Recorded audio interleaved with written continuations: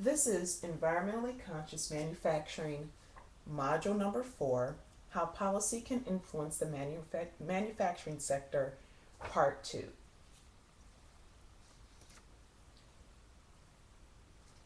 We left off on the last part of our lecture talking specifically about the Mercury and Air Toxic Standards for Power Plants Rule, otherwise known as the MATS Rule. So this is a map that displays all the facilities that will be impacted by this rule. Basically, any facility that has at least one oil-fired steam generating unit or one coal-fired steam generating unit that generates more than 25 megawatts of power will have to adhere to this rule. This includes coal-fired units that burn petroleum coke and that turn coal into gas before burning. So the MATS rule is a product of the Clean Air Act amendments of more than 20 years ago. These standards have been repeatedly delayed and blocked by industry. However, the MATS rules were signed by the EPA on December 16th in 2011 and issued shortly after that. This rule will cut mercury pollution from power plants, the largest remaining source of this pollution, by more than 90%. Mercury and other air toxics like arsenic, acid gas, nickel, selenium, and cyanide will be regulated. This is important because there's a lot of scientific evidence that indicates mercury is a potent neurotoxin and affects a developing child's ability to walk, talk, read, and write. As many as 1 in 6 American women have high enough mercury levels in their blood to affect a growing fetus.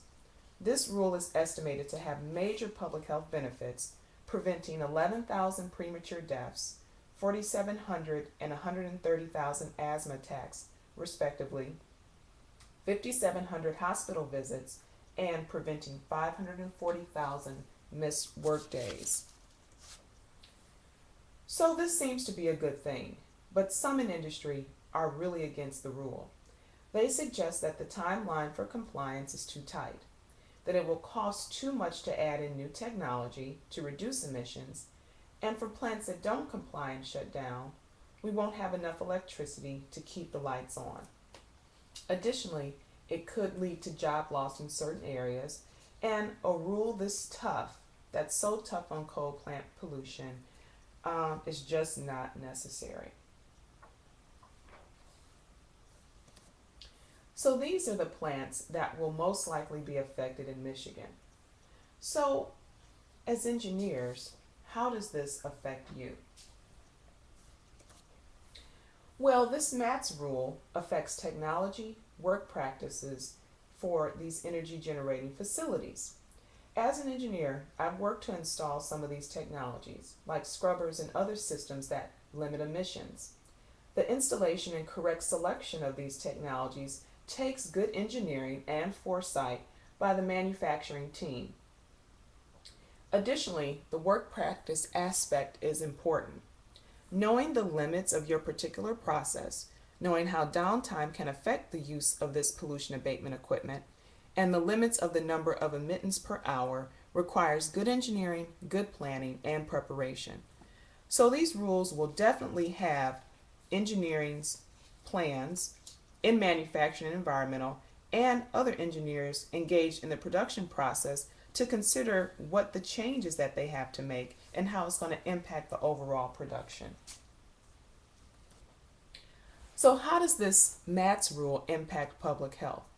Well, we talked about this a little bit before, but basically it's important that we recognize these public health benefits that can just come from these small technological changes. Again, it's going to reduce the emissions of heavy metals, especially methylmercury, and it will reduce sulfur dioxide and fine particulate pollution emissions. So what is the status of the MATS rule? Senator James Inhofe, ranking member of the Senate Environmental Public Works Committee, filed what's called a joint resolution, which is basically a way that this rule can be overturned. Now, there's a certain amount of time after the rule is published that this rule can be overturned, and it would have to be voted on by both the House and the Senate, and the President would have to sign for it to be rejected. But again, hopefully this will not be the case. But again, it's always a possibility. So let's talk about some other bills that can influence the energy sector in Michigan. Senator Stabenow proposed the Battery Innovation Act, which basically would encourage battery technology. Again, as engineers, especially electrical and mechanical, this will be something that you would want to be aware of, as again, this can impact your research or what you do at your next job. In this slide, Senator Stabenow is actually at Kettering University discussing how an increase in bio-based manufacturing would be good. So when I talked about the committee that handles the Farm Bill, this is something that's a part of that discussion. So let's switch gears. I hope you have a sense of the work you will do and have been doing as engineers and scientists and how it impacts the society broadly. But specifically, I want to spend some time discussing how scientists can engage in policy, sharing with you some general examples of why it is important as young engineers and throughout your career to understand the importance of policy in our lives.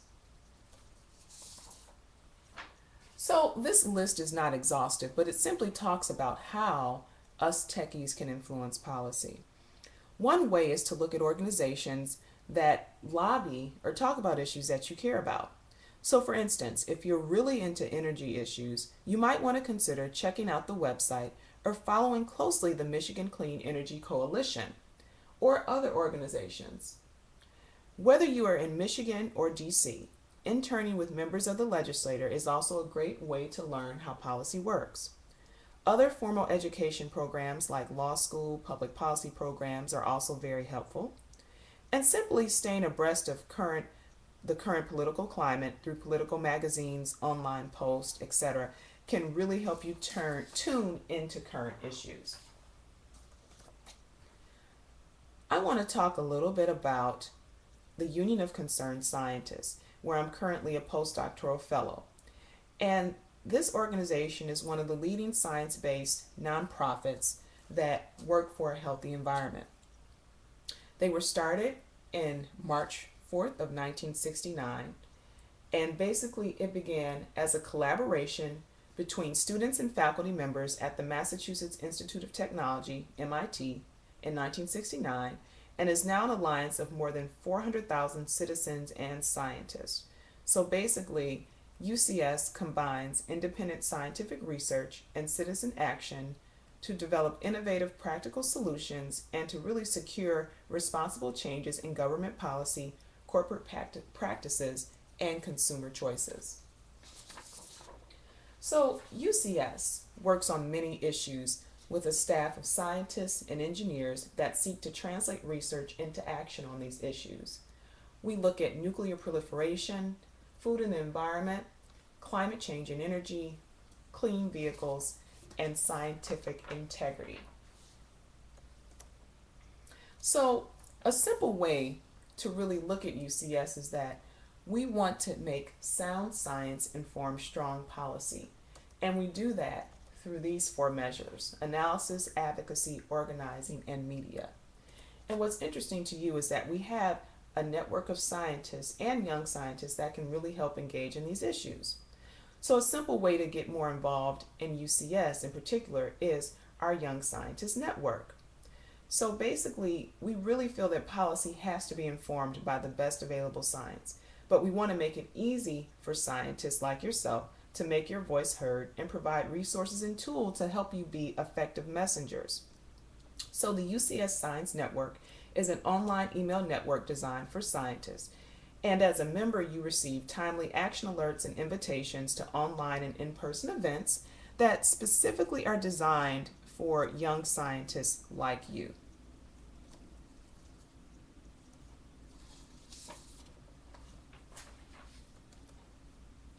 And this is just a screenshot of a current action alert, which basically, again, engages scientists to do something about an issue that they care about. So there's plenty of other ways that you can engage as well.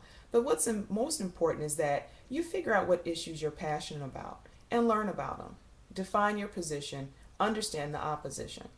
Share the information with anyone you meet, including your legislator, which could be local or national.